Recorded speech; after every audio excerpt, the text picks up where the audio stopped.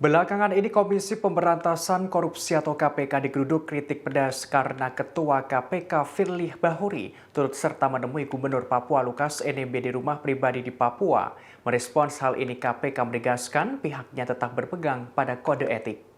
Dikutip dari tribunnews.com, hal ini diungkapkan oleh Kepala Bagian Pemberitaan KPK Ali Fikri pada Sabtu 5 November. Menurutnya, kedatangan Firly ke Papua pada Kamis 3 November lalu dilakukan dalam rangka pemeriksaan terhadap Lukas NMB. Sebagaimana diketahui, Gubernur Papua Lukas NMB telah ditetapkan sebagai tersangka kasus dugaan suap dan gratifikasi terkait pekerjaan atau proyek yang bersumber dari APBD Provinsi Papua. Lukas diduga terlibat kasus gratifikasi senilai 1 miliar rupiah. Ali menegaskan keterlibatan Firly merupakan pelaksanaan tugas pokok fungsi KPK yang sesuai dengan undang-undang. Pihaknya memastikan tetap berpegang kode etik dalam menunaikan tugasnya. Ia menuturkan keterlibatan Firly ke rumah Lukas telah dilakukan secara terbuka, bahkan kemudian dipublikasikan kepada masyarakat. Ali menekankan kedatangan Firly dan tim penyidik ke rumah pribadi Lukas sudah melalui kajian mendalam. Kajian itu melibatkan penyidik, jaksa penuntut umum atau JPU, anggota struktural penindakan, pimpinan, dan lainnya. Ia menyebutkan tindakan KPK ini berdasarkan pada pasal 113 Kitab Undang-Undang Hukum Acara Pidana atau KUHAP. Pasal tersebut menyatakan ketika seorang tersangka maupun saksi yang dipanggil penyidik tidak bisa datang karena alasan yang patut dan wajar, maka penyidik bisa melakukan pemeriksaan di kediamannya. Ali menjelaskan KPK harus memastikan kondisi kesehatan Lukas. Hal ini untuk mendapatkan kepastian hukum. Sebagaimana informasi sebelumnya, sejumlah kritikan dari pakar termasuk mantan penyidik KPK ditujukan kepada tindakan Firly Bahuri. Satu di antaranya Yudi Purnomo Harahap yang mengungkapkan tidak perlu Ketua KPK datang ke rumah pribadi Lukas. Hal ini karena tidak pantas di mata publik. Yudi menerangkan dengan Ketua KPK mendatangi tersangka, nanti muncul persepsi ada keistimewaan terhadap pihak yang berperkara.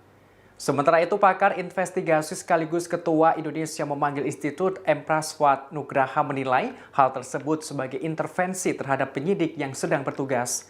Para penyidik KPK yang sedang bertugas akan menjadi sungkan, bahkan kemungkinan penyidik KPK menjadi segan dan takut. Hal ini lantaran melihat pimpinan KPK bercengkerama dan beramah tamah dengan tersangka. Papua, Bapak Lukas NMB, kita telah melaksanakan kegiatan. Yang pertama adalah memberikan pelayanan kesehatan terhadap Bapak Lukas NMB dengan menghadirkan 4 dokter dari kita.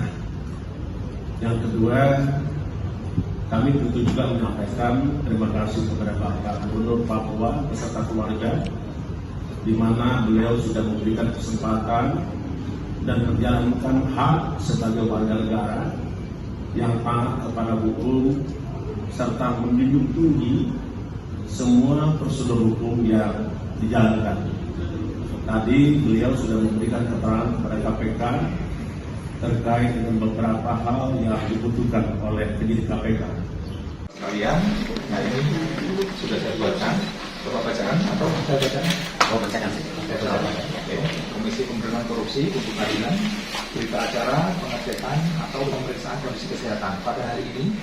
Kamis tanggal 3 November tahun 2022 bertempat pada rumah atau kediaman Lukas NMB yang beralamat di Korea Tengah, Distrik Muara Kami, Kota Jayapura, Provinsi Papua Saya, selaku penyidik pada Komisi Pemberantasan. Terima kasih sudah nonton. Jangan lupa like, subscribe, dan share ya.